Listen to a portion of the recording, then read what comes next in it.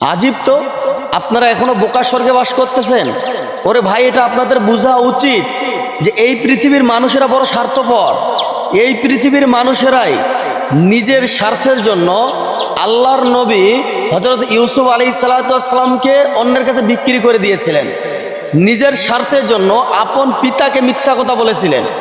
নিজের স্বার্থের জন্য ভাইকে ভুলে গিয়ে অনেক অপবাদ দিয়ে অন্যের কাছে বিক্রি করেছিলেন এই পৃথিবীর মানুষেরাই।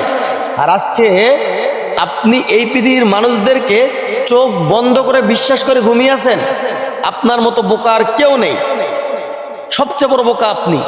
সে হোক না লিডার, হোক না নেতা, হোক না প্রিয়জন, হোক না আপনজন, হোক না বন্ধু বান্ধব, যতই কাছের মানুষ হোক না কেন, কখনোই নিজের থেকে চোখ বন্ধ করে অন্যকে বিশ্বাস করতে নেই।